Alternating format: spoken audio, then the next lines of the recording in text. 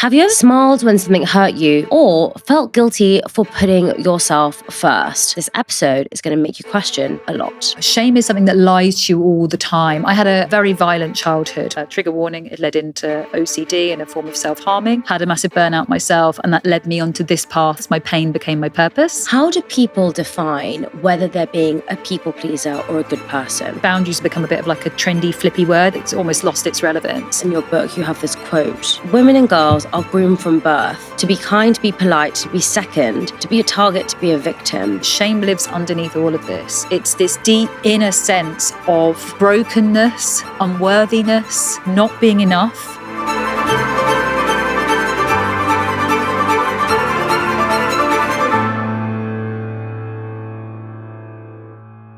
Have you ever said yes when you actually wanted to say no? Smiled when something hurt you? Or felt guilty for putting yourself first? Well, you're not alone, because most of us think that that's just being kind or easygoing, but underneath it is often shame. Today, I'm speaking with Annalie Howling, one of the leading voices on shame and emotional healing. And we explore the link between people-pleasing, guilt, and self-worth, and how to start setting boundaries without feeling like you're a bad person for doing so. So if you're ready to stop people-pleasing and start asking for what you actually want, I'm going to now ask you to subscribe to this channel, put your bell notifications on, and get a notebook out, because this episode is going to make you question a lot. Annalie, hello. Hello. Welcome to A Millennial Mind. Thank you. I'm very excited to have this conversation with you. And I think it's something that so many women are really, really going to resonate with. But before we get into it, for people who don't know who you are, tell me who you are in 1 minute if you can. Oh, okay, squeeze it in. So I'm Annalie Howling. I am a trauma specialist and performance coach. I work with Olympians. I work with self-made billionaires. I work with very, very well-known celebrities. And I work with beautiful human souls that have had things happen to them that they probably shouldn't have done in their life, to help them process and work through their trauma. And also on the performance side, things that maybe we're holding ourselves back, places that we're open and susceptible to burnout, of which we'll cover, because people pleasing is 100% an avenue for that. I got into all of this because I was a corporate little gopher, doing all the things I thought I should, had a massive burnout myself, and that led me onto this path that I'm in today of serving others. My pain became my purpose. I'm an author. I'm sure we're going to touch on my book. I'm a mother. I'm divorced. I'm a reformed self-harmer. I'm a reformed OCD addict. And I'm here today with you. I'm very excited because we're going to talk, the majority of our conversation is going to be around people pleasing. But the reason why I wanted to talk to you specifically about that is because you talk so much around shame, and you're going to be telling me how it's linked, because I don't think a lot of people know that. But before we go into shame, because you spent years studying shame, tell me how you define people pleasing. Because I know when someone defines people pleasing to me, I'm like, I'm not a people pleaser. I'm like, I don't do that. I know exactly what I want to do. But there are many moments in my life where I have had to stop myself and think, oh my God, I'm doing that just to be nice and good. And I have this overriding guilt that comes up, which is, I think, people pleasing. So how would you define people pleasing? It's such an amazing question. I think you've brought in, again, so many of the elements that make us really confused. Because you're like, well, I'm just being nice, or I want to be a kind person. Or I think as well, we can be really empathetic. So we're picking up, I know you've had a tough day, or this has happened. So the last thing I'm going to do is be like, I don't want to do that, because I feel that you're going through this thing. So people pleasing, I would say in the simplest term, is when we're prioritizing another needs above our own.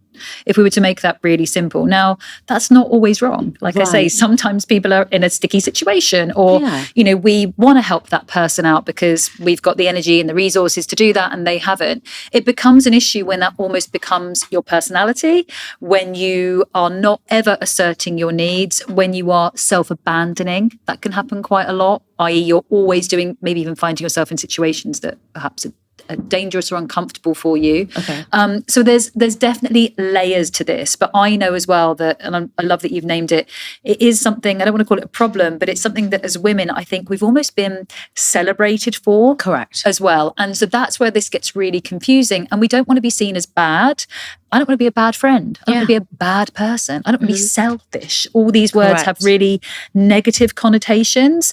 And so, there's stuff to kind of work through with it. But I would say if we were to simplify, it's where you are consistently placing another's needs above your own, possibly to detriment of self. Give me a couple of examples of that, because I know there's people going to be watching this thinking, okay, well, I don't necessarily put someone else's needs above mine in this like extreme circumstance, but there might be really subtle ways that we're all doing that. Yeah, I mean, yes, I had a voice note from a friend of mine yesterday who was just saying, I think you're going to be able to help me with this.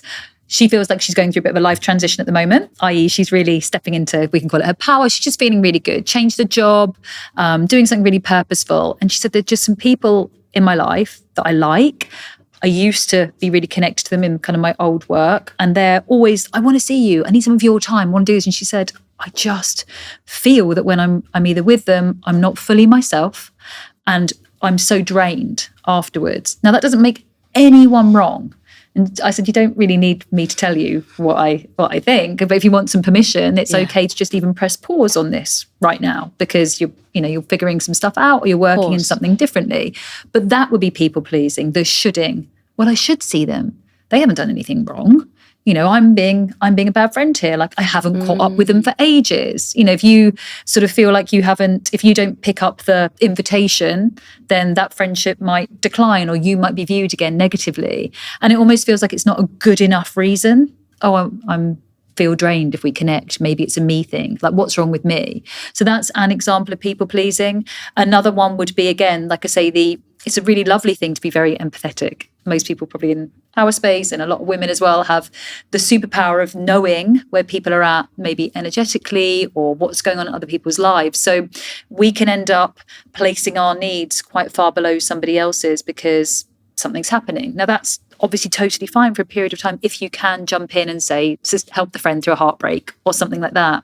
But if it's maybe repeatedly happening and that person is over relying on you, then that can be one, invalidating their ability to solve it on their own, kind of, because you're always jumping in to do it for them. Okay. That's a way of reframing it. And the other one is that is kind of could be encouraging learned helplessness. And it's again placing you in the giver role rather than maybe it being a reciprocal kind of dance between the two. Sometimes you are going to have to give more in some relationships and then take more. And sometimes someone's going to be in a place where they're giving more at a particular time. So how would I know if that's a good thing or a bad thing? I think it's so individual, and I think it's entirely depending on, a bit like my friend saying, I just come away feeling drained. Right. I think it's a simple I'm very body focused with trauma work in particular, and I think the body never lies and it does keep the score. And again, we kind of get into our heads with it and like, oh, but they haven't done anything wrong, or I should be more like this. And sometimes it just doesn't feel good. And that could be a period of time thing for you, or it could be perhaps that's a season of that friendship that's coming out to a close. But this is about, we have it's not a rehearsal. We have our chance to, do this for ourselves. And if you're leaving feeling less than, I would argue that you're maybe not serving that dynamic in its best way either. You're maybe, if you're kind of half dreading it, or you're worried about how you're going to feel, that's maybe not serving that individual as well. But if you come away not feeling, we don't always feel great, but if you're consistently feeling kind of bad or drained, that's a pretty good information system for you. Yeah, of course. I mean, how do people define whether they're being a people pleaser or a good person? Because I do think a lot of people confuse that. We feel like we must be a people pleaser to be a good person. If I say no to somebody, and this has happened to me recently, by the way, one of my friends called me and they were going through a really bad time with their partner. And I was having a really, really bad day that day.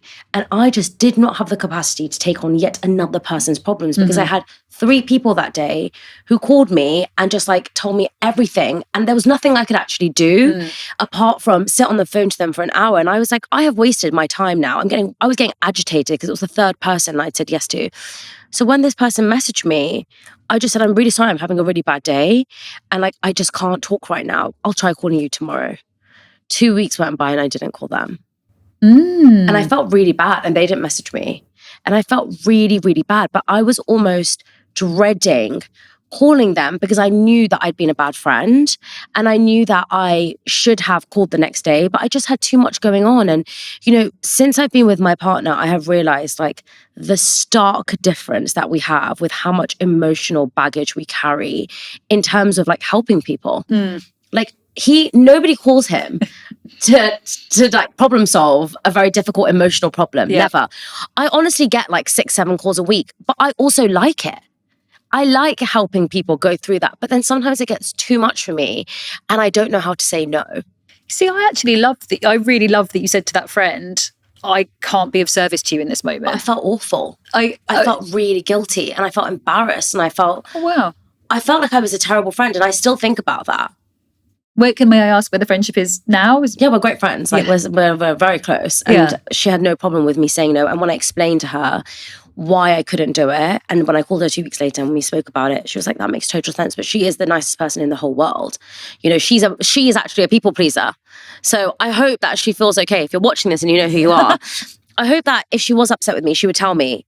And she has, I guess, in the past. But I think a lot of people feel like when they set a boundary, no matter who it's with, they will feel guilty about it. How do they cope with that feeling of guilt of, I physically cannot serve you at this time or whatever it is. I've told you that, but now I feel crippling guilt over it. So, I mean, I love that you just shared as well that you two are still really connected and it's all fine, and she totally understood it because you were not able to be of service to her in that moment. You've been massively depleted and you had other things going on, and you just said to her, look, I just can't give right now. And okay, you felt like you should have, we'll go into that because the inner critic is shoulding.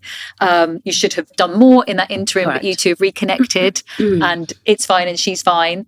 And actually in that is kind of an answer in itself, which is part of the kind of validating her own ability to solve this by herself. You weren't able to be there on that day and you weren't able to be there in the 2 weeks afterwards. She's okay. She solved the problem. Now, if you, some people, like I say, I write about it in a book, was a friend of mine that every breakup, I was straight in there. And it was almost a bit of a kind of joke that you wouldn't see her when she was in relationship and happy. And then when it started going wrong, like in the friend group, it'd be like, how are you? And you're like, is it really how am I? Or like, what's going on for you?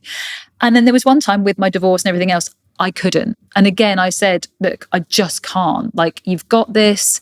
I can support you. I can't kind of do this with you right now. I've got these things going on. And actually that friendship completely changed. And there's a bit of distance there now. No lack of love, I would say, but it's been reframed because they then went off to seek someone else perhaps to help them do that lifting. And that's okay. Like, we're all different. But when you continually step in with someone to kind of do it for them, although it's a really loving thing, it can invalidate their sense of self and ability to fix it. There's something called the internal locus of control and the external locus of control. And effectively, it's like your sense or your ability to solve from within. So I always give the example of a horoscope. I don't know what your star sign is. Cancer. Oh, so am I. Marvellous. So we could read our horoscope and it could say you can have a really gloomy, it's wet and raining and it's horrible day to day. And we might, if we had a very, very high external locus of control, it means you're very susceptible to others' influences and things around you. And we'd go around with the shit-tinted spectacles being like, oh, that was rubbish and that was horrid and I was in the rain and this got done. And you'd be like it like that and you think, well, it's the horoscope. If you and I have a high internal locus of control, by the way, I'm spooky and I love a star sign, but we have this big internal sense of self and ability, we could still read that and go, oof, sounds a bit dicey, but I reckon I'll get through it. Even if it's a bit tricksy, I've got enough skills, experience, friends, things to reach out to, resources within myself to fix it. I'll be okay no matter what. So that's the difference. And when we're continually leaping in to help someone that maybe has a bit of learned helplessness, has a high external locus of control, very susceptible to the opinions of others, needs advice on everything before they kind of make a move, and not in, just a kind of mentorship way, that can be invalidating their ability to really surge from within. Wow. So for people that are struggling and feel cruel and feel guilty and feel that they should be leaping in to help someone else, a little reframe I can offer is, what you can say to them is, hey, and Simon Sinek does a really amazing video about this. He's like, friends should never cry alone. I'm here. I'll be with you if you're upset. I'll have my arm around you. I'll walk this with you and I will be with you every step of the way. But I've seen you do X, Y, and Z in the past, tough thing. And I know you can do this now. And I'll be in the mud with you, but I'm just not doing it for you. And that's a different thing. So you're championing them, you're empowering them, but also you're sort of enabling and helping with that boundary to help them out. So that's obviously a particular dynamic, but it can help with the guilt that we get. And we're like, I really should be doing this for them right now.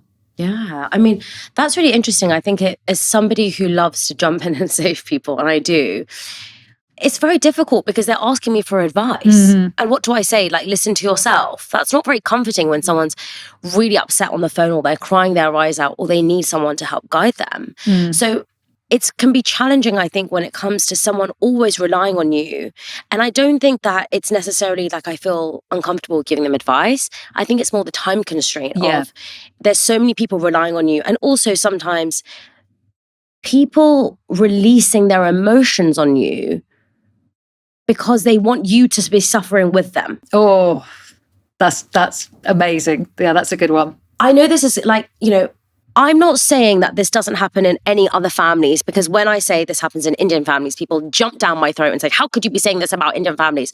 In my experience, from coming from an Indian family, from speaking to people who have experience in an Indian family, it's very common that a lot of the time, the parents will tell their siblings or their children, or their parents about a really difficult time that's happening at the moment. And there's nothing that that person can do, but they almost want them to share the pain with them. Yeah, we kind of co-pain together. We have to be in this together until the person's moved through it, and we sort of suffer collectively until that point. Correct. Because it's almost, I don't know why. Why do people do that? I think maybe sometimes people think you perhaps haven't grasped the enormity of something, that perhaps they need to like, oh, this is so serious right now, that maybe it is I'm not going to say it's not important to you, for example, something that might be happening in a family setup. Like, of course, you're concerned and worried and you care about it.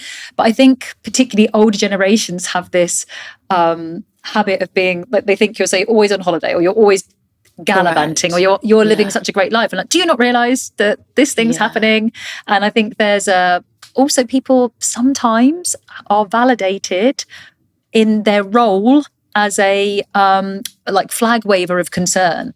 There are sometimes some people get more attention. Yes. So there is a thing called secondary gains. Have you heard about this? No, what's that? So in like therapy setups, I have to be very careful if anyone is recommended to me. Sometimes I want to check. So people want to come for an EMDR session. We make it into this for trauma themselves, and they know what they want to work through, or I help guide them through what we're going to work through, but they maybe know they're feeling anxious, whatever. That's one thing. If they're like, I want to send someone to you, I want to speak to that individual first, because sometimes there are people that benefit from their brokenness. Now, this sounds really messed up, so I'm going to sort of break this down as best I can, and also just be really respectful and hold space for everybody.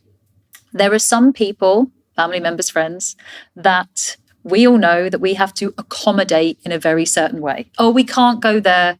They can't drive in the dark. We can't possibly go to that restaurant. They don't eat that food. Oh, right? Annoying. They can't do this, or they don't like hot holidays. What are you doing suggesting that? They can't possibly do that. It's too difficult for them, the kids, or this or that. The other. So there's usually, there's usually someone that we know, and I'm kind of giving a semi-flippant version. But there are also people that are genuinely in situations where there's maybe a health condition, and they actually... I'm going to phrase this really carefully, because I do this with work with clients sometimes around mental health. They don't necessarily feel the inclination to get better. And you might go, well, why on earth? You're in pain, physically, mentally, emotionally. You're suffering with something. Why would you not want to get better? And there can be two answers. They get more attention from being in the situation they're in. People check in on them more. You want to check how they're doing. You get really nice attention, because I want to check that you're in this difficult situation. You've got to do nice things to try and make you feel better. I can't possibly assert my needs above yours because you've got this thing, and so that obviously outweighs it. And I need to meet your needs instead of my own and everything else. And then the other layer is they don't need to take responsibility, because if you were healed, well, you can get that job now. You're fine. Well, you can go on this holiday now because you're okay. Well, you can do all these things that you haven't been able to do because you're all right now. And I don't need to keep checking in on you. I don't need to keep doing these things for you anymore because you're fine now. Wow. And that can be more terrifying. So again, I'm being really careful about how I'm saying this. I'm not diminishing anything. But for some people, the benefits they're gaining from their brokenness feels as though it's going to be in some way more comfortable than the changes required for them to heal. And then there can be people that sit within those roles of highlighting hurt and harm and worry, And it's almost like there can be two sides to that. There's roles in any dynamic where someone maybe feels they need to hold that role. If I don't tell you how people are doing, if I don't let you know every day and update you, then how will you know? Or you won't be able to feel the concern. And if they were to put that role down and not do it, they worry it wouldn't exist. Wow. And then there's such a thing as role nausea, which we often get in relationships. Yeah. I'm always asking you to, you never. Why am I always the only one to? Because we're holding these roles that we feel are essential to something. And if we were to put it down, we're worried that it would destroy the relationship. So that's usually, in my experience and opinion, not many people are Machiavelli. It's not usually with ill intent, sometimes, but it's usually either around a wound or a need for validation in some way. And often people get rewarded. Oh, aren't you lovely caring about so-and-so? Isn't that great of you doing that? Oh, you're such a good person looking out for da-da-da. You're such an amazing friend. You are, clearly. You're making all this time for people and helping people and supporting people. And you can be rewarded on that. Correct. It's a very good girl thing to do. Of course it is. And I think that's why people continue to people please in that way. So how on earth do you actually ever break out of that? Because you're constantly told these things. And there might be some people as well who are quite manipulative and they know that the more they say to you, like, you're such a good friend, that you're always there for me, you're such a good mum, that you always, look after me, or you're such a good daughter that you always do this for me. How do we kind of break away from that then? That is so multifaceted, and I love that you've named all of those different areas that we get it from. I mean, yeah, I've talked about this before. There's a type of narcissism, the covert or the victim narcissist. Have you sort of heard about that? I have, but tell me more. Yeah, unfortunately, it's often a role taken by, it can appear in female friendships, should we say, female dynamics. So it's similar to the secondary gains, the learned helplessness, in that somebody will I'll take your time. I'm not going to I need you to help me now. I need you to meet, I'm upset now. Okay. I need you to meet my needs now. I need you to give me your introductions to your network. I want you to introduce me to your friends. I'm down on my luck, or this is hard for me, or I'm struggling with this, that, and the other. And so I'll take and take and take and take from you. But then when it comes to something that you might need, some space for yourself, a bit of time, support a project of yours, nowhere to be seen. Or if anything, slightly jealous maybe, or you get a hint of you're about to celebrate something and then some catastrophe comes in for this, oh no, mustn't celebrate, mustn't shine too brightly, you've always got to bring yourself down. But then underneath all of this, the reason you can tell that someone's a narcissist is there's this sense of entitlement, that they believe they should have what you've got without doing what you've done to get it. Wow. So you're such a good mum, daughter, friend, this, that, the other, successful, all the stuff, beautiful, everything else. I expect to have what you have, but I'm not going to do it. I want you to give it to me, and I'm going to keep taking it. So there can be a kind of, I just want to put that out there because I have noticed it a lot in, it's not always female friendships. And then you can never actually have the conversation with someone. They'll never take accountability or responsibility. And if you went to, they would be too ill, too upset, and again, I'm holding space as someone that works exclusively in trauma and mental health, that sometimes people are really going through a hard time. But if they're able to do certain things with, say, certain groups of people, and then when it comes to you and you try and have a conversation, then it's always, I can't, and I'm having this, you'll never be able to have a conversation with them, basically. They're suffering. So that can play out as well. And I just want to say, if that is the case, the only thing you can do there, which is Dr. Ramani's work, is radical acceptance, that this person will never change. Yeah. And that is where we put some big boundaries in for you. You're like, okay, well, maybe they are a family member and I do have to keep them in my life, or whatever. So I manage it by how much energy I put in, how much I'm going to show up, what I'm going to do in this dynamic. But then with the rest of the people pleasing, I would say that's we go through seasons and transitions in our life. We have more energy at times than others. Yeah. We've got, family members. Our relationship needs nurturing. Our work needs nurturing. Yeah. Ourselves need nurturing. I don't really believe or subscribe to work-life balance anymore. I think it's whole life balance. And if we're pulling into work, we were talking off air about travel and work and things like that, then I'm probably going to pull away from my romantic relationship a bit. And I'm going to, therefore, my friendships may have to come down and things like that. And it's just a case of recalibrating where and if we can. But if people in your life are unable to respect that you're doing things that you need to do to manage, take accountability, responsibility for your life, you're showing up every day, you're living your purpose, you're being kind to people. If those are the people that are kind of over pushing still for more, I would say they're the people that more than ever need a strong boundary from you. And it might even be that they step away because they're not getting what they need from you and try and take it from somewhere else. How do I set that boundary though? Because it's very easy to say set boundaries with people, but people find it very difficult. And I know a lot of people struggle, especially to set boundaries with family members. And that's not only just your parents and your siblings, that could be extended family members and also your in-laws. I love that question. And I completely agree. And I'm really glad we're having this conversation because I think boundaries have become a bit of like a trendy, flippy word that we just chuck around and it's almost lost its relevance. To me, boundaries are a way of keeping people in your life. If I'm really not interested, I'm just not going to put anything into it. And I think the other key point is don't expect someone to get it right away. If you're going to change something, let's just say I'm going to go gluten-free.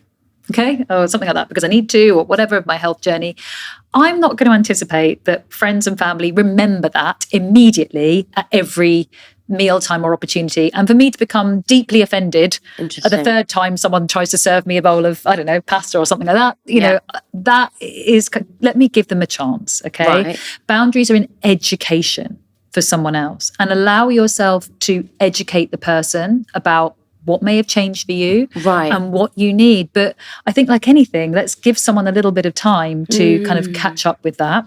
You may get some resistance. The resistance might be, let's just say, I'm going to move to the States or something like that for work, or I'm going to move away. Some of my friends are probably going to miss me and feel a bit sad about that. Correct. And they might be a bit negative, and I might be putting a physical boundary in place, or things are going to change. And that could be because they're sad about the shift in our dynamic, and then they're going to turn into support.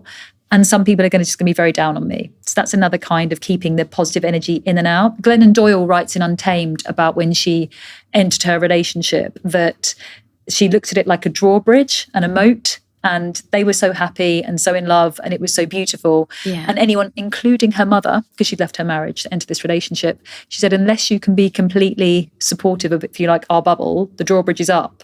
And we're going to kind of protect that as a boundary until such a time as you can be on board and supportive. Then the other thing with boundaries in the education process is, as you're shifting and changing, got to stay open-minded to other people as well, because you're giving permission, which is really beautiful, that someone else may show up and go, hey, actually, I'd also like to try this, or I've been thinking for a while about doing that, and would that be okay? And again, allow yourself to be educated by this person. If we have quite a learner's mind about it and you get less attached, like I say, I often say to clients, we're going to work through something like a change, or you're going to announce something. Don't expect the person to get it on the first go. It's true. Because you're pretty nervous as well about whatever it is you're asking for. Might be a bit clunky. You know, you're probably not being completely relaxed. We're very physical, so I'm going to pick up on all the bodily cues and, oh, what was that like?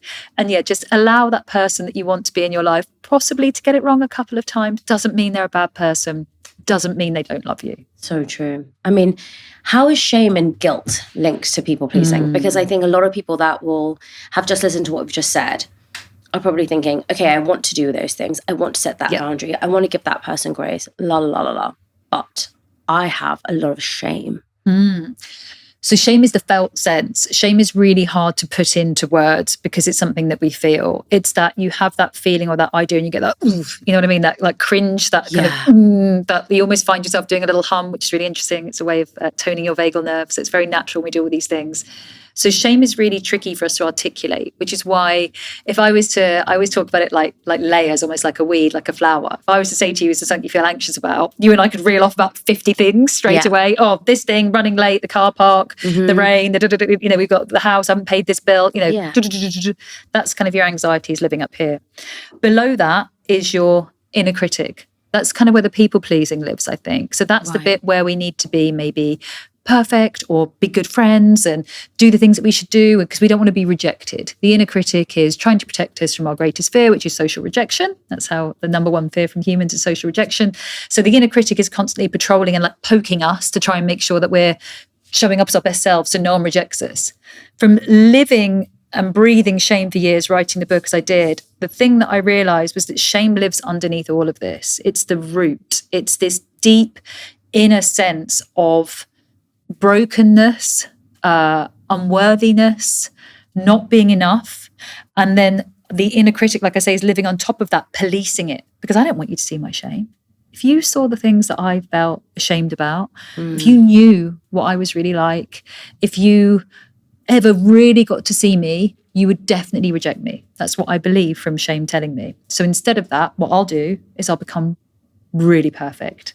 And a great way of doing that, and a great way of you never seeing me, is by people pleasing my backside off and meeting every one of your needs instead, and being the perfect friend and the perfect partner and the perfect this and the perfect that, because I don't want you getting anywhere near my shame, because you would never want to be friends with me if you saw it.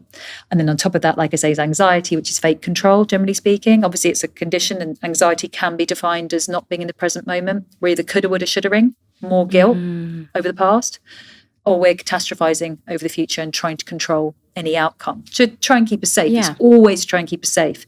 But fundamentally, these branches and then this stem and then the roots of shame, that's where I think most of the mental suffering is coming from, and why we do this. And again, why I don't believe it's Machiavelli. But until we get hold of that root, it's like, you can do some things for anxiety, helpful. You can do some things around people pleasing and boundaries, amazingly helpful. If you fundamentally live with shame, if you believe yourself, it's always the I'm unworthy. These are things people say in my office when we get to the limiting belief. I am disgusting. I am unworthy. I am broken. I am helpless. I am hopeless. I am weak.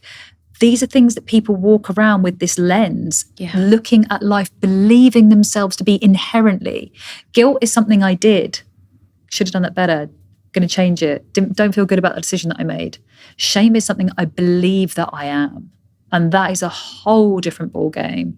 And I know that because I lived with shame for years. I talk about having 2 lives, which I really believe that I did. I had one that was very shameful. I was full of shame. And because of that, tried everything to hide it, which led into trigger warning. It led into OCD and a form of self-harming, which I did for many years. And then from that, I've managed to heal my insides, stop harming my outsides. And I have a shameless life where I have no shame left at all. The whole have you no shame? No, none. But it took a lot of work. And all I know is that from everything else I tried to do, and people pleasing was a huge part of me hiding myself because I felt so ashamed. Talk to me a little bit about that. What do you mean people pleasing was such a big part of it because you felt that you were so ashamed? What were you ashamed of? Myself. So shame is a liar. Shame is something that lies to you all the time. I had a very violent childhood. My father was very, very violent and my mother colluded. So there was no safe person in my family of origin. And so I've talked about this quite open, talked about our lovely mutual friends podcast, but my father punched me in the face in the restaurant when I was about 7 and nose was bleeding everywhere, younger than my daughter is now. And I can remember, so this is proper trauma, I can remember looking around the restaurant and seeing people this in Spain back in the late 80s and people kind of giving advice on how to stop a nosebleed. Got back to the apartment, my mother, covert victim narcissist, hypochondriac, was in the apartment, got back and I could see them look to each other like, you've gone a bit far this time. And they just turned and they said to me, because boys have been getting nosebleeds at school, it was kind of an adolescence thing, I think they were growing up, and they were like, well, you did say you'd never had a nosebleed before. A bit like, well, you did say you wanted a puppy at Christmas. Oh my God. And I knew it was wrong, but what can you do? Yeah. I'm 7, it's 1988, I'm in Spain, I haven't got a phone, I can't get out of it. And so from there on in, I internalized that I was bad because they told me I was. It was my fault. I made him do it. I was so bad. And so I'm thinking, wow, these 2 people put on this earth to care about me and love me, of course, hate me that much. I'm that awful. I'm that abhorrent. I'm that bad that they would need to do this to make me better or control me or whatever it might be. And I lived with that. And then there were many other episodes, but I lived with that trauma from that event for years. And I believed myself to be so unlovable, so unworthy, so certain to be rejected that I hid myself. Because being me clearly got me physically hurt and had me potentially being ostracized, from my only safety. So the best thing for me to do was be anything other than me. My book is called Unapologetic because I said sorry my whole life, and I just tried to just be anything other than myself. And from years and years of pushing things down into my system and hiding me and hiding any vulnerability and, layering myself in this armor to try and just sort of be this almost desensitized. so sensitive. I'm a double water sign, but like I'm such a sensitive person, but I tried to just kind of turn everything off, almost at like, turn it off at the stop clock kind of thing. So I had no feelings and was just numb for years. That's where the self-harming then also came from, because the stress was trapped within my body, and the outward facade that may have looked perfect and the people pleasing was me trying to make sure that people, because I was certain I'd be rejected if people got to know who I really was, because my parents hated me, right? So if people really know who I am, they won't want to be my friend or date me or any of these things. So the best thing for me to do is just not be me, because that gets me hurt. So what I'll do is I'll try and like learn and, kind of be a bit of a chameleon and kind of mold myself into what I think is acceptable and celebrated. And then that's the safest place to be. And I got really good at that. And I got really, really bad at ever getting anywhere near my own needs. Yeah. Gosh, that's so powerful. I really want to talk about what you've just said, because I think it's really going to help a lot of people. Because what I've just got from what you've said is like there's people pleasing, which is step 3. Step 2 is shame. But step 1 is the trauma, right? So unless you tackle the trauma, you can't tackle the shame, and then you can't change the people pleasing. Yep. But a lot of people, they'll say, I don't have any trauma, because trauma sounds like something like you experience, which is obviously horrific. But what some people might be saying is, well, I didn't experience that, so I don't have any trauma. I love that you've just said this. I actually write in the book that we minimize our own trauma because we don't think we're worthy of having it, and shame wins again. 100%. Shame wins again. So is shame saying, well, your trauma isn't valid. Like the only thing that happened to you is that person shouted at you once in Waitrose car park. Yeah. Let me tell you, I have people in my office for seeing texts on a phone, betrayal texts. I have people that can't get past that. That is a massive trauma. That your body and your system doesn't differentiate between a, tiger being in here right now attacking us, what my father did to me, or someone coming up and saying something to you in Waitrose car park. Your system is going to react in the same way. I have people coming in for something they've witnessed. Didn't even happen to you. That can happen. Hold on. Why is that the same thing though? So what happened, if there was a tiger in this room attacking me, or if somebody punched me in my face, or if someone just said something to me or I witnessed it, they're not the same thing. They're not, but your system is going to select a trauma response for you. You never get to choose it. So this is a huge thing. Okay. I want everyone, if everyone remembers one thing from this, because people carry so much shame from this. There are 5 trauma responses: fight, flight, freeze. We know quite a lot about. Yeah. Flop, pass out on the spot. So I always give the example, little impala deers on safari, yes. And they see it and they kind of, or like the funny videos of the groom at the altar. Yeah. That's flop. The latter is fawn. Fawn is a form of people pleasing. It's a trauma response. So fawning is when you placate your aggressor. Now, again, I'm going to trigger warning this. I have a lot of people coming in for sexual assault, whether you want to cut this bit or not, or how you want to frame it. I treat an awful lot of people for that. Now, at some point when I'm working through some unbelievably wicked things, there will be a moment that someone says, but I had a drink with them earlier in the evening. They were a friend of a friend. Why did I reply to a text message 6 months later? Why did I kiss them goodbye the next day? Why didn't I run, fight, kick them in the head, whatever it might be, scream? Right. I will tell you why. Because you were so afraid that your system selected the appropriate trauma response to keep you alive in that moment. That's the system's only job. What happens when the tiger, the person, the anything, the Waitrose car park happens to us? Our system has already scanned it. It knows who's around you, where you are, how you're physically feeling that day, like where you're at. It checks everything. It knows. Your prefrontal cortex, times, dates, cognitive thought, offline, long gone. Don't need it. Don't need to remember what we need to do, what time of day it is. We just need to stay alive. Broca's area, language, also gone. That's why you often hear people say, I don't remember what they said, but I remember what they were wearing, where they were, da-da-da. Where's the blood? It's all gone to your amygdala, your limbic system, the prehistoric part of your brain. That fires so much faster than cognitive thought. This is so important because people carry so much shame for why they did or didn't react in a certain way. Why was I nice to that person when they said something horrible to me? Why did I say sorry when they barged into me in the bar? Because you were terrified. So the fawn trauma response is often selected because the others won't work. So potentially, you mentioned you were a little bit run down off air. Like if someone was horrible to you in a car park or something like that, you might be like, your system knows you're a bit run down. You're not yourself.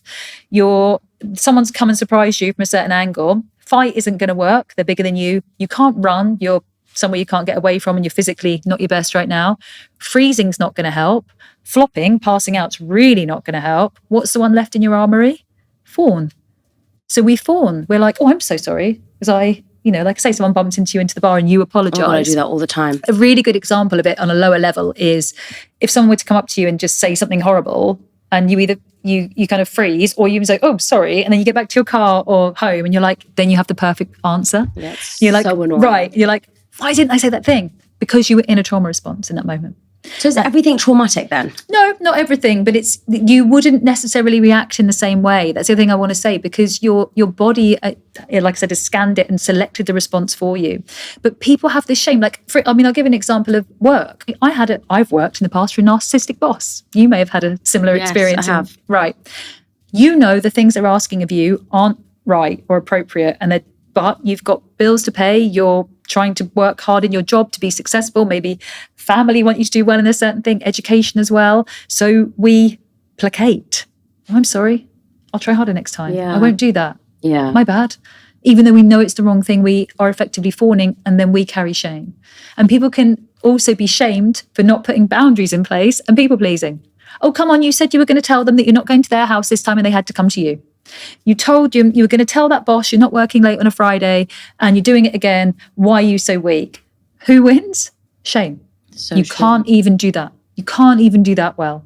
So this is why, to me, don't have to go. I mean, trauma is something that I think we minimize. It can honestly be, like I say, I'm not minimizing this. If your system has activated because of anything happening to you, it doesn't distinguish between whether it's a lion coming in or something else. If it's bothering you, if it's affecting your life and how you live it, please get help in whatever modality works for you. It is never too small if it's affecting you. And like I say, I've had people in for all manner of different things. The thing that I think I want to mention as well is it can happen for something you've witnessed. Doesn't have to have happened to you. You can take on secondhand humiliation, and shame can often manifest as phobias, that you've seen something happen to someone, often maybe if we're children and we haven't quite understood it, and we think that may be humiliating for an individual, and so we've taken that on and we can be like, oh, I don't want that to happen to me. It can become quite ritualized. So I really want everyone to understand that whatever, maybe if there is something holding you back, like it's never too small if it's affecting the way you live your life now. Yeah. And then the people pleasing, as I say, I don't think many people are Machiavelli. Some people are, thankfully not too many. But if you're finding yourself always doing that, and it's linked to maybe a sense of not being enough and unworthiness, that to me is telling me that shame is at the steering wheel. And how does shame kind of come about? Is it usually in our childhood, or does it happen later on in life? How do we know that we feel shameful? Yeah, no one is born ashamed. So you're never born ashamed. I actually did a series on Instagram with my daughter who, so she was 8 at the time, and I did a series on places that it can come from. So one of them that I did, don't know if this ever happened to you, but it certainly did to me, was I'm talking to her the way that I never speak to her, but I've got my hands on her shoulders and I'm like, I want you to go over there and give them a hug. You don't want to make them feel bad now, do you?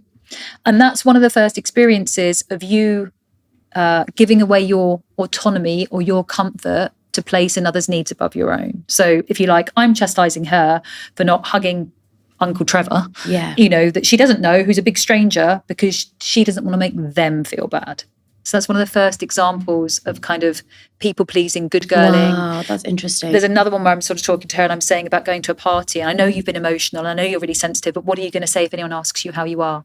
She's like, I'm fine, like, good girl.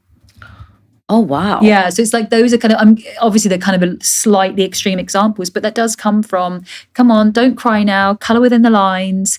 I mean, another reason the book is called Unapologetic is that if we were here and we were chatting with someone and they got upset, or even one of us, the likelihood would have been the first word out of our mouths when the tear rolls. Sorry. I'm so sorry. Yeah. I'm sorry. Yeah. And it's like, why would we apologize for something so natural? But I think my emotions are messy, or it's too much for me to be emotional. I'm putting that on you, and I shouldn't be doing that. And that in itself is like the most extreme form of people pleasing. Is like, oh, I'm so sorry. Like, I can't believe I've got emotional around you. And that's like me asking too much. So, of course, because actually when you're crying and you say, I'm sorry, you're saying sorry because you're making the other person feel uncomfortable. That's what we believe, yeah. But we are. Maybe. I mean, I now am like, I guess I've done sort of so much bizarre stuff that I find it quite an honour that someone feels maybe safe enough that they can't fight the thing. Correct. Because I've certainly had my nails in my palms, like, don't cry, don't cry, don't cry, don't cry. Like, get through it, get to a cab or something else, or in a situation. But to me now, if someone is able to not fight it, or they're able to share it, I always think it's quite an honour that they're happy to do that, or maybe not happy, but they're releasing it around me. I find that quite, because I know that I kept it in for so long and I was such a master at hiding it. I love that in your book you have this quote, and I don't necessarily agree with it, but it says, women and girls are groomed from birth to be kind, to be polite, to be second, to be a target, to be a victim. And the reason why I love this quote is because it says groomed from birth, which I really 100% agree with. I don't believe women are groomed to be a victim. That's my therapist that quoted that. Why does she think that all women are groomed to be a victim? I mean, so I went to her when I was in like the darkest phase of my self-harm. My marriage is breaking. We talked about this, like everything was going at once. It was like lockdown, my marriage is blowing up. I'm single parenting. Obviously don't have my parents on hand to help given what happened. Business is tanking because of everything else. And she works extensively with women, and particularly in abusive situations. You can read between the lines there as well. And I think that was when we did a big interview, and that was something that she came out with. And I know what you mean. I found that really striking. It's not necessarily something I agree with either, but I wanted to put it in the book from the interview. So the interview with Pia and myself, who's my therapist, I think this is a world first. I've waived my own right to anonymity to have her files in from when I first started working with her when I was self-harming, because I wanted anybody that maybe was ashamed. Right. Didn't want to speak to a therapist because what would they think of me? So I put the interview in and her files in from when we first met. I think that's probably a reflection of her work and things that she's done and things that she believes. And like I say, I'm with you. I don't necessarily completely subscribe to the victimhood piece. Yes. But she always gave me a space of complete non-judgment. And she definitely helped me rebuild parts of my sense of self. I really do believe, though, that we think we're a victim, we will be. Completely. Yeah, it's a choice that we make. So I really disagree with that women are groomed to be a victim from a young age, because I think that if we say that, then we just say like, oh, we'll always be like that. All women are groomed like that. Not bother trying. It's true. Yeah, exactly. I really want to talk about guilt and how close guilt sits to shame, and what tools you'd recommend somebody that feels guilty when they set a boundary or they say no to somebody. What can they do to not have that guilt come rushing up? Okay, so guilt is a thing that we have done. Coulda, woulda, shoulda. Yes. Probably. And shame is a thing that we believe ourselves to be. So if we focus on the guilt and we try and reframe it, let's think like 3 positive ways. One is you're doing this to keep someone in your life, not kick them out. If you're putting a boundary in, it's because you want them in. Apathy is the opposite of love, not hate. It's like if I just literally don't care anymore and I've completely checked out. I'm sure we've all been there in a relationship at some point. Yes. There's no saving it. There's no CPR. So if you're making the effort to put a boundary in, and if you feel that someone's doing that with you, please know that's an act of love, because it's awkward and it's clunky and it's icky and we feel horrible. Also, if you're feeling like that, if you're feeling a bit, guilty, it's because you care. If you're completely apathetic, then you've either checked out of the relationship or, you're perhaps a little bit on the narcissistic scale, that there's no sense of the impact on the other. So please take that as a sign that you are a good person and you're doing this to keep this person in your life and be able to meet both of your needs in a friendship. And then guilt is also a learning tool. Like I say, if you've done something and it maybe didn't go as well as you hoped, or like it didn't oh, that wasn't very good, or that didn't go very well. We never lose, we win or we learn. Yeah. So take it back with you and be like, right, what's the do next? What could I do better, like in this situation? Or if I am feeling a certain way and I don't want to feel like this again, what's the change that I need to make to ensure that doesn't happen? Maybe I let this relationship go too far in one direction, and actually the do next is to put a boundary in a bit earlier, or be a bit more honest about my capacity. Right, okay. And talking of friendships, people who feel a lot of, how do I put it? they are in a friendship because they can't let it go. I think as we grow up, we've been friends with people that we've been friends with from school. Mm-hmm. And sometimes, are we people pleasing if we're not telling them that we don't actually really want to be friends with them anymore? Oh, that's a good one. So I give this example because I think a lot of us really struggle with the history. Yeah. Because I've known them they came to my wedding. We've Yes. done, there's all these pieces of history. And I often give this example that if we were to go to a social event now and you saw them in there with everything, all the life choices they're making now, Yeah. and who they are now and what they're doing now, would they be your person? No. Right. I mean, that's pretty much as simple as it But gets. they're not my person now either. Yeah. We're just a part of a wider friendship group. I just don't really want to be friends with them. Yeah. So, I mean, again, that's where I think that you almost get to the point of, well, if I keep doing this and it's insincere, then maybe I'm being kind of I'm not showing up in the right way either. If I'm not into this, I'm not really a fan of your work anymore. If I just don't resonate, if we don't have any values in alignment, if this just is not fulfilling for me and I'm maybe having some thoughts about you, then I'm not serving in this friendship. And I feel like at that point, that's the time to go. We've got to, in whatever way, cool it or call it, and just put a little bit of, we can demote friends. I think that's perfectly fine. You can have and not in a horrible way. It's just like, I'm not resonating with you at the moment. We're not quite aligned in the same way or things or activities that we're doing. And I'm going to sort of put you here, or just see people in groups, change the dynamic of when you catch up. Like, all of those things are fine. But it's probably, I think the other thing is, you'll probably find they're feeling the same way in some regard as well, or they know it's not a natural fit anymore. Right. What about in relationships though, in terms to like families? Because when I ask my audience around people pleasing, a lot of people struggle to set boundaries with their parents or their in-laws, and they people please their way because they're drowned in guilt. Yeah. So how does somebody set a boundary with their in-law and not hurt their feelings? Beautiful question. So I think one of the ones is to maybe start sort of soft/slow. You can have a certain event coming up and be like, right, there's either one thing I am going to do or not going to do. Don't have to go and do it all at once if you don't want to. We can try something out, say. And again, remember that people are not usually being horrible if they don't get it straight away. So please give people a chance to kind of catch up to whatever the changes you're making. And the other thing with family in particular and boundaries, let's just say there's a situation where you really feel that you can't, I don't know, maybe it's a certain person's event or something like that, and you feel like you can't, say, assert something in that moment, but you don't want to come away feeling depleted. Maybe it's like opinions. Right. You can be like, you should be doing more of this, and why have you done that? And you're like, oh my God, I'm just going to turn up to this thing and just going to get all the questions again, or I don't want to, what am I going to say, or what am I going to do? There's a beautiful quote from Brene Brown that I'm probably going to get a little bit wrong. I heard her on a podcast, but it was basically that you can only take on something from someone else if you accept it. So it's like, if I gave you a really horrid present, yes, if you didn't accept it, then you're not going to take it on and keep it. Well, how would I not accept it? It's like an energetic thing. So it's kind of, if you can't physically, say, assert a boundary or you don't feel that you can in that moment, you can start by you making a decision that I'm not going to take any of Uncle so-and-so's advice today. He's going to kick off. He's going to start telling me the usual thing about all the things I should be doing, or where I'm being disappointing, or whatever it might be. And I am just going to choose to be present in this situation, but not receive any of it. I'm not going to let it change who I am. I'm not going to believe it necessarily. I am going to physically be here for the other family members, and I'm just not going to accept or take any of that on board. So that is another way of even sort of starting things. And people can feel your energy change. People can feel the energy shift. So that could be a way. I just want to give like a few things, because I know it does feel like a mountain to climb. And I don't want to be like, yeah, put a boundary in and it's really easy, because it isn't always. And so a good way of starting it is, it can only affect you if you let it in. And so one of the first choices you can make is you're simply not letting it in. I often think about myself in like a silver bubble. I was on an event a month or so ago with someone, and energy was bad.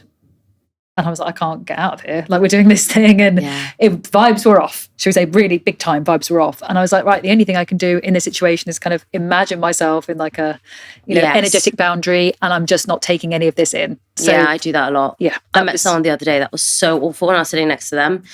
And they were the rudest person I've ever met. And I was like, I'm just putting a block between us, and you just cannot touch me. Yeah, it got to that point that I was like, I can't get myself out of this right now. Yeah. I've got another hour and a half. But from this moment, I will place myself inside like a big silver egg is what I'm thinking. And it's just bouncing off me. And so for people that are going to start this, shift your energy, shift your vibration, kind of agree with yourself that I'm going to not take on board any of this stuff, kind of see it bouncing off. And you can see, and a great thing to say, I'll give people a little tip. If someone keeps saying something to you and you want to acknowledge it, not be rude, let's be honest, but also not agree or disagree, you can just say, that's interesting. And so I've received it, but I'm not agreeing or whatever. And if someone's really pushing you and you feel that they're kind of like mining for information, or you're not comfortable, that can happen a lot in friendship groups as well, but often in family, where you feel people are straying into an area that you don't really want to talk about right now. You can say, why is that important for you to know?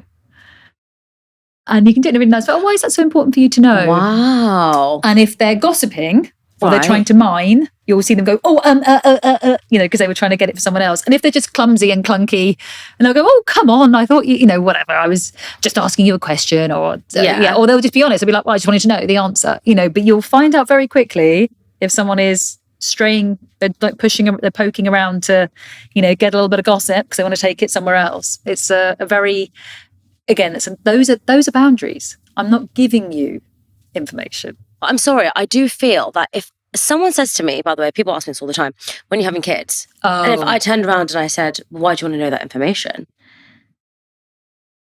I guess I love it. I could say, I'd be like, why do I want to know? Why am I so nosy? Why do you want to know that information? Do you want to get me a gift?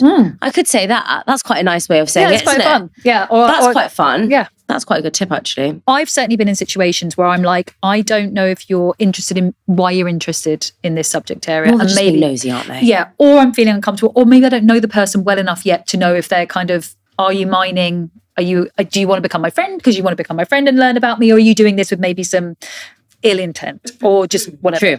That's a good thing to put in, I think, is just and it does usually... A soft diversion. Soft boundary. And again, like we've all got family members that are just often clumsy, right? Yes. They're not bad people. And that can be a bit like the educating them a few times with the boundary. We need to help them out a couple of times on it. Yeah. It can be a little bit of a, we're polite, we're showing up, but it's also, just give me a little bit of space.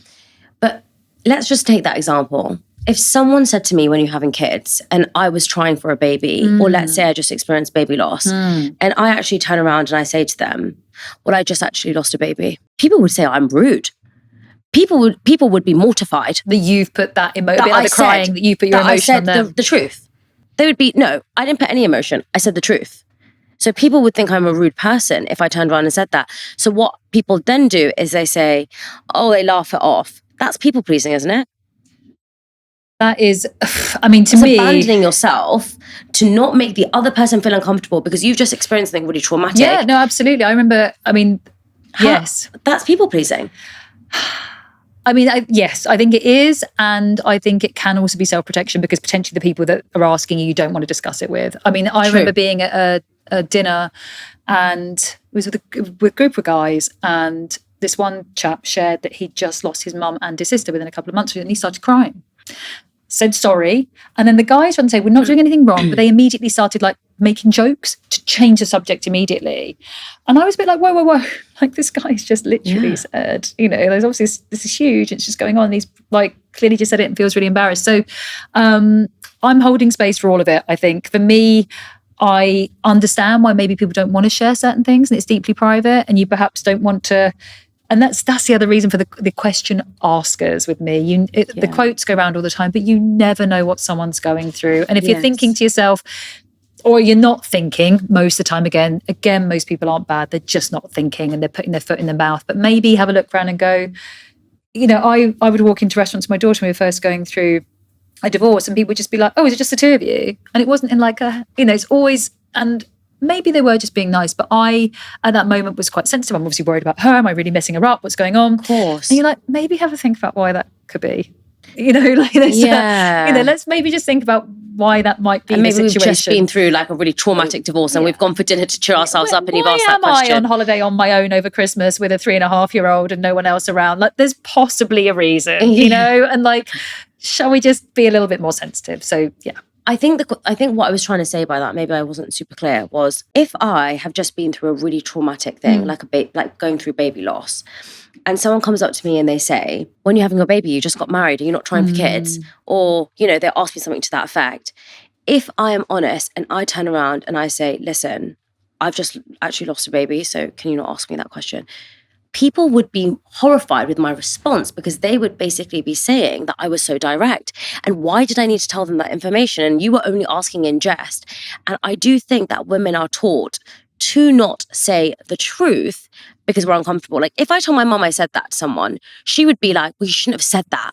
That would be her. I can guarantee 100% her immediate response would say that to me, like, you should not have said that. But why? I mean, why can't I say that? Why should I feel uncomfortable to tell you? I'm not saying I would say it in a horrible way, but why would I feel uncomfortable? I'm informing you, but why would I feel guilty? And I think that's the problem, is that we have been taught to feel guilty for saying things that are truthful because they might make the other person feel uncomfortable. It's like the apology with crying. I'm apologizing for me being upset because my emotions might make you feel uncomfortable. I've just gone through this devastating loss. I've just gone through this, despite you asking me a question which is none of your business. But if I was to tell you, to inform you that this is where I'm at right now, then you might feel uncomfortable. So I just better not. I'll just internalize my demons, make some like, oh, soon I hope, whilst inside dying, literally in every sense. Yeah, I think exactly as you say, we are taught to colour within the lines. We're taught to be polite and we're taught to not make a mess. And that includes our emotions. And that's where the idea of saying something so bold as to, well, actually, I'm going through this right now. Actually, this isn't really good for me. I start all of my talks with a question to my audience. I get my audiences talking and it's always, how are you feeling? And you're not allowed to say good, fine, or okay. And I've stood up there and I've said things, and I never practice it. I just do it in honor of the moment. And I've stood up there and said things that, really deeply personal, that are absolutely happening with me live in that moment. And then the audience talk to each other and do the same. Yeah. And that's real connection. And it's also really important that we know where each other's at. So that, for example, if you were going through something, I can best support you in that moment. It's not always possible. Yeah. Sometimes people need to keep certain things private. We understand that, we respect that. But yeah, I mean, to me, it's such an honor if someone was to share where they were at, and I'd want to do that in honor of a relationship with them. And I think it's an extreme form of sort of conditioning that we daren't make another uncomfortable. Yes, it is. And how do we get rid of that conditioning? I think it's a bit of a muscle that we build, to be honest. And I think sometimes we're pushed beyond our limits, and that's when it comes out. Certainly that's what happened to me sometimes, is there was just almost like, I'm much older than you, but there used to be this childhood game called Buckaroo, which was like this. Oh, yeah. So you added bits on and then it would that. Like a donkey, and then it finally kind of, you put on a sheriff's hat and a saddle, and at some point it would go Buckaroo and it would all fly everywhere. So true. That was when I would finally be like, do you know what? It was like, it wasn't one thing, it wasn't a second thing, and it was always usually a fairly minor inconvenience. It wasn't the massive thing. True. It wasn't the huge grief it was a leak coming to the bathroom or something fairly insignificant, but it was quite literally the last thing I could take and everything was going to go off. And then you're like, right, actually, I'm really not okay, blah, blah, blah, blah, blah, blah, blah. And it's like the steam coming out of the kettle, because we've been taught to kind of keep it all in and appear, I'm fine. So I think it is like a muscle to build. And now I do, in my romantic relationship, I have learned to tell him where I'm at, pretty much all the time, whether he likes it or not. But, I tell him what I need. I tell him, what's going on with me, and I try and articulate it so he doesn't have to guess. If I'm feeling overly sensitive about something, or because it's not his job to necessarily intuit that, and I try and do that in friendships as well. Like, I had to really pull in for the book, and that meant pulling out some friendships for a while. I couldn't be there to support them, and some friends went through some grief of family members, things like that. I tried to show up where I could, but I said to them, look, I'm having to pull into this. I'm still here for you. I really love you. And I'll be available at this time. Guess what? All my really great friends were fine about it. They were cheering me on. They were cheering loudly. Some people didn't. That's always going to happen. But most of them did. And I think the more and more, and that then gives permission for them to show up with me in the same way. Yeah, it's true. I mean, there's a quote here by Bessel van der Kolk from The Body Keeps the Score, and it says, as long as you keep secrets and suppress information, you are fundamentally at war with yourself. I think we are always told to not be at war with other people, but we are never ever told that we shouldn't be at war with ourselves. Oh my God, and that's we're so powerful. always told, right, to not say something to upset them or not do something that's gonna, make them go off or whatever. But we never ever put ourselves first. Right. And we're not taught to. Yeah. No one ever tells you, do you want to hug that person when you're a kid? Exactly. How do you that's feel? why I did that video with Amber. And you see her face being like, and obviously it's a friend of mine, we staged it, and I've never made her do it, and it's like, because it is this horrible, exactly at that moment, you give away your autonomy, you place another's needs above your own because your parents are going to be disappointed with you if you don't do this thing. So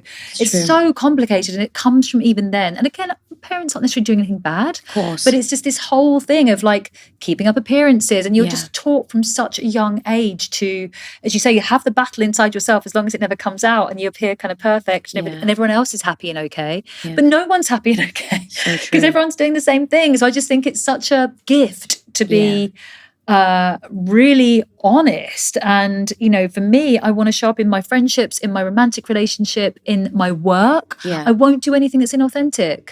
You and I know it. There's a lot of people in our space that are not authentic. I won't do it. I can't be with it. I've repelled, like I can't be in that space or those energies. And I think the more we can have these kind of conversations and the more that people can liberate themselves from shame, and you can just stand there. And I know this, you and I didn't know any of the questions, didn't know what you're going to ask me. I don't mind. And it's almost like a piece of, I want to again say this very carefully, it's almost a piece of recovery work for me, because if I said to you, babe, can you just not go near this, this and this? Yes. I would still have shame. Correct. So I have none. True. Wow, I love that. What's one piece of advice that you would give to a serial people pleaser? Write down a list of all the things you think you should be doing. Should call this person, should do this, should It's going to be really long. Then write down a list of the things that you want to do. It's going to be much shorter. Yeah. Put the shoulds in a drawer, just top drawer. We're not throwing them away. And then focus on one or two of the wants for that day, for that afternoon. It's such a different energy. And a lot of people that are chronic serial people pleasers will actually have a really big difficulty in creating that want list. That question will almost be overwhelming. What do I want? That will feel too big. So again, just focus on little pockets of pleasure. I want to enjoy a book for half an hour. I want to sit in the sun, not today, we're here, but I want to make a coffee and sit outside in the garden. Yeah. I want to take a walk in nature, whatever it might be, right? Just focus in on doing a couple of those things for yourself. And then do you know what the most beautiful part is? When you get the shoulds list out, a few of those would have disappeared. But actually you come back to that with so much more energy, warmth, love, and you have so much more to give to those people in your life. Like we have this real messed up relationship with like self-care. And I'm not talking about bubble baths and stuff like that. But we think that to prioritize our needs for self makes us a selfish person. Yes. But being selfish is acting in your own self-interest to the detriment of someone else. So I'm going to do this and I know it's going to hurt you. That's selfish, right? If I'm putting my own needs first, which are, try and eat well, do some exercise, do something spiritually for myself, my soul, help other people, whatever it might be, I come to you and our connection with so much to give to you, as opposed to if I've given, and a bit like the day with you talked about with a friend, when you'd had to give out to everyone else, you had nothing in the tank. You weren't able to give at that point. So thankfully you called it in your own boundary, like I need to rebuild and then I can come back to this friendship and give you my all again, which is beautiful. But we don't do that. So that's what I'd love people to do, is to do the massive list of shoulds, get out even a couple of wants, don't put yourself under too much pressure. There's always a few things that I want to get a new book, even something beautiful like that. I want to have a bath for an hour with my phone off, whatever it might be. And then come back to the shoulds and just A, notice what you can give to those relationships, and B, notice how many fell off the list. But what if I had just one can of water and I was thirsty, but you were also thirsty? Aren't I selfish for not giving it to you because I'm choosing myself? You're still thirsty. And I know that if I keep this can of water, you're going to be thirsty. But you could be hydrated and go off and get me a ton of them if I really can't do it for myself. But that's crazy, isn't it? Because that's not really realistic. It's the oxygen mask thing. They talk about that. They always say to fit. If I was incapable, so if I'm capable of meeting, you said I'm really thirsty, and I was like, "We'll go to the shop to get one." You wouldn't like that. That's not nice, is it? I know what you mean. I think it's mean, actually, isn't it? Imagine if you came today and you said, if I was drinking this water, you're like, "Can I have some?" And I was like, "Oh no, you're capable, Annalie. You can go to the shop and get it." I think if you've got some to share and you're able to share, then cool. Brene Brown again does this really brilliant example for her and her husband, where they do a check. Have you heard this? They do the check in the morning. It's great. And she's like, "Where are you today?" Percentage. Right. And he's like, "I'm at 80%. She's like, "Right, I'm absolutely having one. I'm at 20. I've got all these deadlines." He's like, "It's good. I've got you." 2 days later, they do the check-in and she's like, "I'm at 70." And he's like, "Oh, I'm at 40. I'm feeling a bit run down." She's like, "I've got you." Wow. But there are days that both of them are at 10 or 5. And so in those moments, they effectively like strip the engine back. Neither of us have got anything. We cancel anything that's cancelable. We outsource, we get a takeaway. No one's doing dinner. We send the kids sports kit in an Uber that they forgot. You literally do whatever it takes to sustain it. And the reality is neither of you ever have 100%. That's relationship, that's life. Yeah. So I think that's a really beautiful analogy. So if you have some to share, if you've got 70% and you can give me 20 and we're both good, and that gets me hydrated enough to get to the shops, that's perfect. Yeah. If you're, really thirsty, but you're the fittest one of us and you drink it and that can get you to the shops to get me better, then cool. I think that's like what it is. We just look at what can we best do to help the other person. But I love that check-in. I think that's so good because the reality is neither person's ever at 100%, but it's just looking at what we have got and being honest about it. Yeah. Oh, well, thank you so much for this conversation. I loved it. I'm really excited to get deeper into your book and I'm excited for everyone to hear it. Thank you so much. Thank you.